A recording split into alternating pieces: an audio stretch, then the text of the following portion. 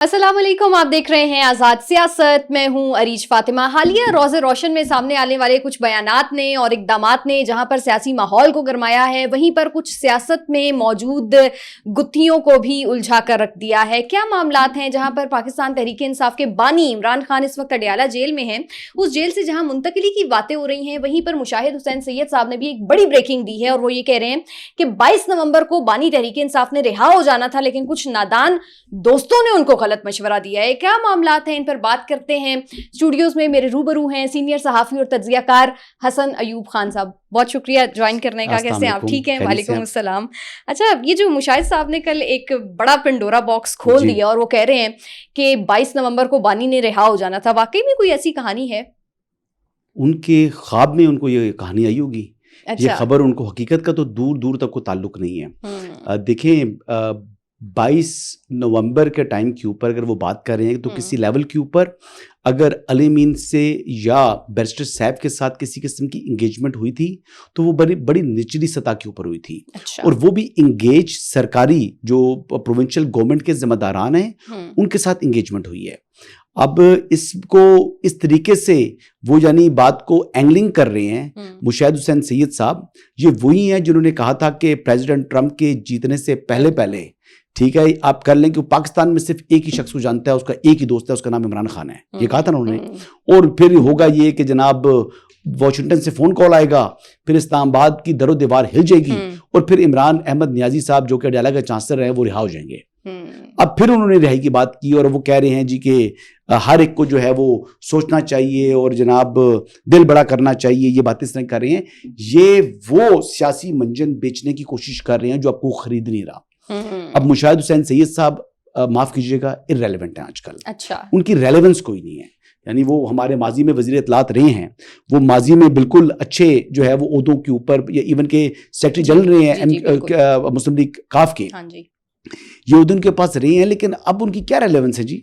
अच्छा, मतलब वो इस तरह की जितनी भी स्टेटमेंट्स अब वो हवाई फायरिंग कर रहे हैं, वो खुश कर रहे हैं कहीं से मेरा कोई ताल्लुक सॉफ्ट कॉर्नर बन जाए और वहां से मुझे टिकट मिल जाए और मैं दोबारा फिर सेनेट का रुकन बन जाऊं। क्योंकि मुशाहिद हुसैन सैयद साहब की कॉन्स्टिट्यूंसी तो कोई है नहीं, है तो वो पॉलिटिशियन। ओरिजिनली तो वो सहाफी थे, सहाफी से बने वो पॉलिटिशियन। अब उनकी कॉन्स्टिट्यूंसी कोई है कोई नहीं, पार्टियां वो बदलाते रहे हैं, अब कोई उनको टिकट देने को तैयार नहीं है। अब वो सेनेटर नहीं बन सकते। उनकी पोजीशन ये है, उनकी पोजीशन ये है कि उनके लिए सेनेट का रुकन बनना इस वक्त उनका एक ख्वाब बन चुका है और इस ख्वाब को शर्मिंदा ताबीर करने के लिए वो यानी पीटीआई को भी खुश करेंगे, वो नून लीग हुकूमत को भी खुश करेंगे, वो उधर से किसी तरीके से जनाब मुझे जो है ना मेरी एंट्री हो जाए। वो एंट्री हो नहीं रही। Problem is this. तो लिहाजा मैं पूछना चाहूंगा ना, वो उनका एक था ना, वो इंफॉर्मेशन थी, वो कहते थे कि एक ही शख्स को जानता है ट्रंप, और जब वो ऑफिस होल्ड करेगा तो उससे पहले पहले कर लें, वरना जनाब प्रेसिडेंट ट्रंप आएंगे, फोन उठाएंगे, कॉल करेंगे। मैं दोबारा बात रिपीट कर रहा हूं क्योंकि इस बात को इतना उठा लिया था तहरीक इंसाफ के हामियों ने कि उस वक्त तो लगता था कि जनाब वाकई ट्रंप आ रहा है और वाकई ट्रंप ये करने जा रहा है। फिर जिस दिन अच्छा हुआ क्या था, उन्होंने ये बात क्यों की थी, वो रिचर्ड ग्रेनेल ने भी अपने ट्वीट शुरू कर दिए, इस तरह की बातें शुरू पड़ी। तो वो बातें जो है ना वो देखा उन्होंने कि जनाब ये कांग्रेस में भी चीज़ें चल रही हैं, वहाँ के कुछ सेनेटर्स भी इमरान खान के लिए वोकल हुए हुए हैं। वो ये बात भूल गए थे कि आपने डोनेशन देना हो ना किसी सेनेटर को, जनाब वो सेनेटर साहब जो है ना खुद गाड़ी में आकर तो आपसे चेक ले जाते हैं। वहाँ पर ये भी चीज़ होती है, पता आपको? जो कांग्रेसमैन वो आते हैं वो आकर वो डोनेशन ले जाते हैं खुद आकर। तो उनको डिनर भी साथ उनके करना, कोई ऐसा मसला नहीं है कि बंदे ने 10-15 हज़ार डॉलर भी बंदा कह रहा है मैंने देने हैं, उस पर भी आ जाते हैं। ठीक है। तो ये उनका एक वहां की पीआर की एक होती है, एक मीटिंग होती है एंड दैट्स इट। कोई उनके ऊपर ऑब्लिगेशन नहीं है, कोई उनको उसके हवाले से उनके ऊपर क्वेश्चन नहीं है। तो लिहाजा जो मुशाहिद हुसैन सैयद साहब हैं इनकी गुफ्तगू को ज्यादा संजीदा लेने की जरूरत नहीं है, लेकिन हाँ लोग इसको हाइप जरूर देंगे, कुछ हल्के भी देंगे। पीटीआई वाले। ठीक है। अच्छा हसन साहब ये बताएं कि ये जो इमरान खान साहब हैं ये क्या अडयाला जेल से इनको शिफ्ट किया जा रहा है और इस पर पाकिस्तान तहरीक इंसाफ ने बड़ा वावेला मचाया हुआ है कि जी ये हमारे साथ बड़ी ज्यादती हो जाएगी, नहीं करना चाहिए, पता नहीं अब इनके मकासद क्या हैं। तो कुछ इस तरह की खबर है क्या आपके पास? देखें जी, ये तकरीबन 5 के करीब खबरें जो हैं वो जंग और जियो ग्रुप ने गलत दी हैं। अच्छा। जो फेक न्यूज़ दी हैं। आप पहली खबर देख लें, टॉक शॉक जो उनका प्रोग्राम है, इट्स ओन बाय جنگ گروپ، پتہ نا آپ کو، یہ پہلے انڈیپینڈنٹ تھا، پھر یہ اعزاز سید وغیرہ سے انہوں نے پرچیز کر لیا، اور اب ان کی اس پہ ان کی کوئی ایڈجسٹمنٹ ہو چکی ہے، کرتے وہی ہیں، بٹ یہ اس کی انکم یا جو بھی وہ پروڈکٹ ہے وہ جیو کا ہے. اچھا، انہوں نے کہا جی کہ پریزیڈنٹ آصف علی زرداری صاحب کو ہٹا کر جو فیلڈ مارشل ہیں وہ ملک کے صدر بننا چاہ رہے ہیں. یہ فیک نیوز تھی، اس کی تردید کی پھر محسن نقوی صاحب نے. پھر ایک اور خبر انہوں نے دی جی کہ انہوں نے کہا جی کہ محسن نقوی صاحب شہباز شریف صاحب کو ریپلیس کریں گے اور وہ وزیر اعظم بنیں گے. دوسری فیک نیوز آ گئی.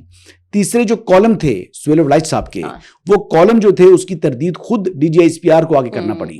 کرنا تو انہیں پڑی، میں نے خود ہی روک کے سوال کر لیا تھا، لیکن یہ ہے کہ انہوں نے اس کی تردید کر دی، وہ بھی درست نہیں تھا. اچھا، اس کے علاوہ جی اگر آپ آگے بڑھیں تو پھر انہوں نے خبر دی جی کہ یہ عمران خان صاحب اور بشرا بیگم کو قاسم مارکیٹ کے اندر جو ہے وہ شفٹ کیا جا رہا ہے. اب جو قاسم مارکیٹ والی جو چیز ہے وہ بیسیکلی ملٹری پرسنلز کے لیے، ملٹری کی اپنی کچھ ایک چیز ہے، اس کا اس سے کوئی لینا دینا نہیں ہے. اور انہوں نے کہا تھا توشہ خانہ 2 کیس کے بعد شفٹ ہوں گے، تو میں 100% یہ بتا رہا ہوں یہ فیک نیوز ہے، اس خبر کو ماننے کی ضرورت نہیں. اور اگلی خبر، ایمل ولی خان صاحب کو اداروں مخالف جو ہے وہ تقاریر کے اوپر انہیں حراست میں لے لیا گیا ہے، اور یہ وہ فیک نیوز تھی جس کو فیک نیوز حامد میر صاحب نے خود قرار دیا، لیکن ساتھ یہ نہیں بولا کہ یہ جنگ کے فرنٹ پیج کے اوپر یہ فیک نیوز لگی ہوئی ہے.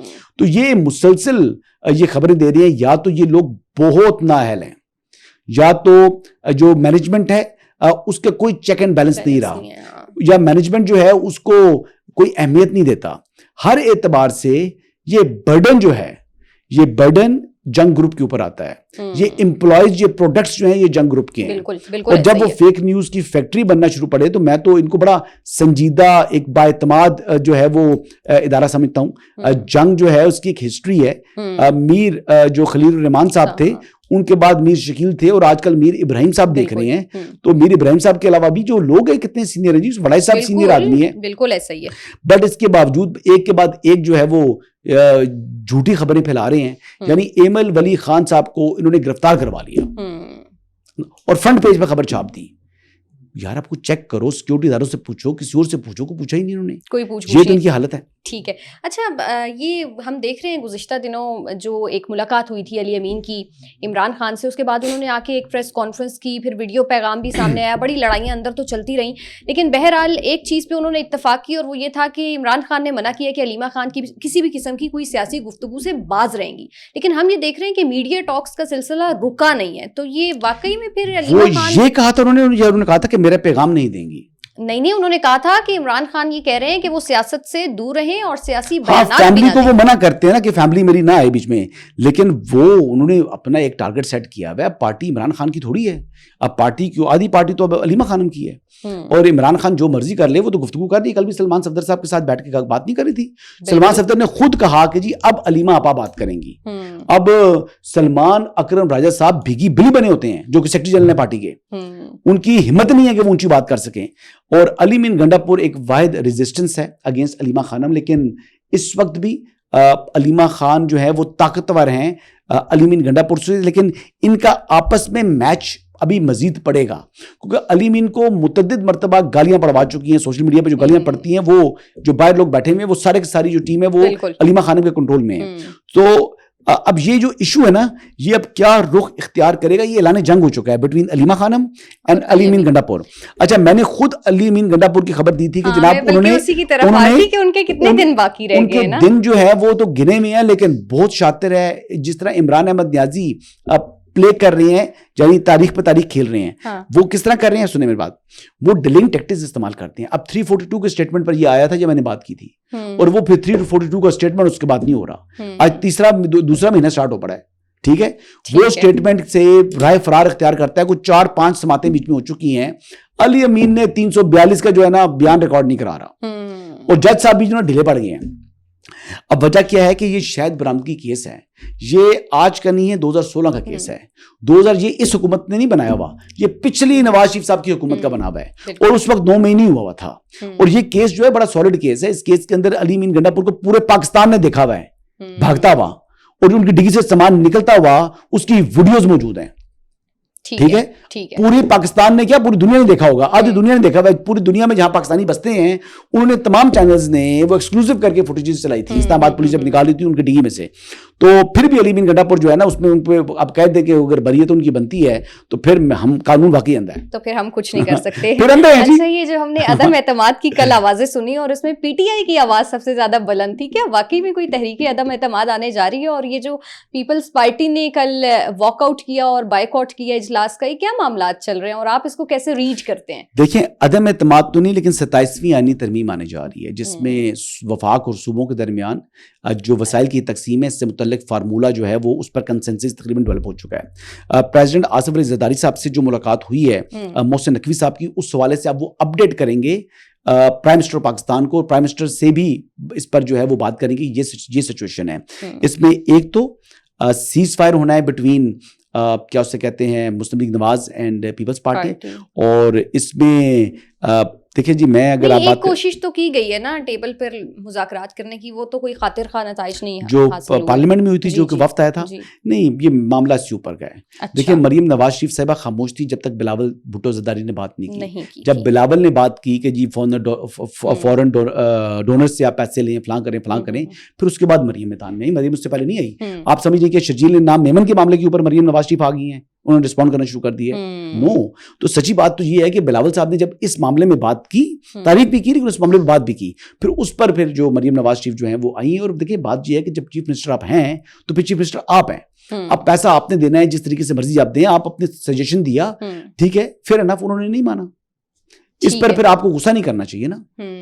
اور یہ پھر اسد کیسر نے بھی کل پیپلز پارٹی کو کوئی آپشن دیا ہے کہ اگر آپ لاتے ہیں تو ہم آپ کا ساتھ دیں گے. کل میرے پروگرام میں نا ایئر میں تھے فیصل کریم کنڈی صاحب, اچھا, وہ کہہ رہے ہیں کہ جو شخص اپنے بھائی کی وزارت صوبے کے اندر بچا نہیں سکا, جس کو کرپشن کے اوپر ہٹا دیا گیا ہے, تو وہ اس کا انفلوئنس پارٹی میں اتنا ہے کہ سگا بھائی اس کا صوبائی وزیر تک نہیں رہ سکا, تو وہ عدم اعتماد کے اوپر بلاول کو پرائم منسٹر جو ہے وہ ماننے کے لیے پارٹی کو جو ہے وہ قائل کر لے گا.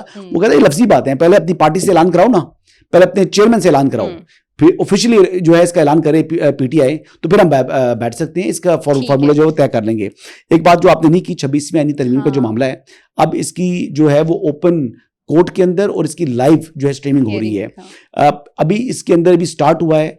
کچھ لوگ کہہ رہے ہیں جی کہ 26ویں آئینی ترمیم, جو وکیل حامد خان صاحب وہ کہہ رہے ہیں کہ جی 26ویں آئینی ترمیم سے متعلق جو معاملہ ہے یہ فل کورٹ سنیں, جو موجودہ جو آئینی بینچ ہے اس کیس کو نہ سنیں, اور یا یہ فیصلہ دے دیں, جوڈیشل آرڈر دے دیں کہ جناب اس کو فل کورٹ سنیں. تو یہ جو ان کے دلائل, اگر ان کے دلائل مانے جائیں, کورٹ کہہ رہا ہے کہ جی اگر آپ کے دلائل مانے جائیں تو پھر تو ہم آرڈر نہیں دے سکتے, اگر ہم سن نہیں سکتے تو پھر ہم انٹرم آرڈر بھی کیوں دیں. ٹھیک ہے, وہ یہ بات کر رہے ہیں. ابھی حامد خان صاحب کے دلائل مکمل ہو چکے ہیں, لیکن آئین میں ترمیم ہو چکی ہے. پارلیمنٹ نے اپنی انکروچ سپیس کو دوبارہ ریکلیم کر چکا ہے. اب یہ کہنا جی کہ پہلے اس طرح کے مقدمات اتنے رکنی بینچ نے سنے تھے تو اتنے رکنی بینچ نے سنے تھے, تو پہلے وہ آئین کے مطابق ضرور تھا, اب آئین بدل چکا ہے. اب جو آئین کی منشا ہے اس کے اندر ہی رہ کے کام کرنا پڑے گا. سو لہٰذا یہ جو درخواستیں ہیں ان کا جو مجھے نظر آ رہا ہے کہ ان کے منظور ہونے کے امکانات نہ ہونے کے برابر ہیں. جی ٹھیک ہے جی, بہت شکریہ. حسن ایوب صاحب ہمارے ساتھ موجود تھے. آپ سے ملاقات ہوتی ہے نیکسٹ پوڈ کاسٹ میں. اپنا بہت سارا خیال رکھیے. اللہ حافظ.